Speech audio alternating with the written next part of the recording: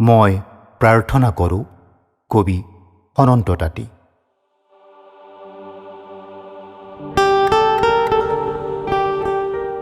মই প্ৰাৰ্থনা কৰোঁ। মই প্ৰাৰ্থনা কৰোঁ মৃত্যু আৰু শোকত ম্ৰিয়মান লোকসকলৰ বাবে। মই প্ৰাৰ্থনা কৰোঁ নিৰ্বোধ মানুহৰ হাতত নিহত শিশুসকলৰ বাবে। মই প্ৰাৰ্থনা কৰোঁ আকৌ যেন দুৰ্বিষহ দিনবোৰ উভতি নাহে হত্যা কৰিবলৈ আমাৰ বিবেক। মই এতিয়া নিৰ্মাণ কৰিছোঁ ভাল পোৱা নিজৰ ভিতৰতে। মই নিৰ্মাণ কৰিছোঁ হৃদয়ৰ শব্দবোৰ হৃদয়ৰ ভিতৰতে।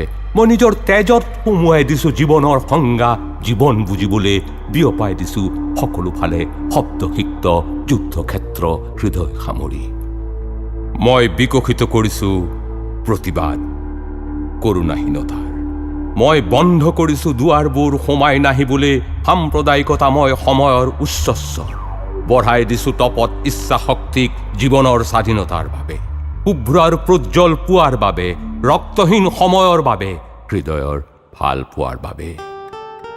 মই প্ৰাৰ্থনা কৰোঁ শোকত ম্ৰিয়মান লোকসকলৰ বাবে। মই প্ৰাৰ্থনা কৰোঁ নিৰ্বোধ আৰু হিংস্ৰ মানুহৰ হাতত নিহত শিশুসকলৰ বাবে। মই প্ৰাৰ্থনা কৰোঁ অক্ষত পৃথিৱীৰ বাবে।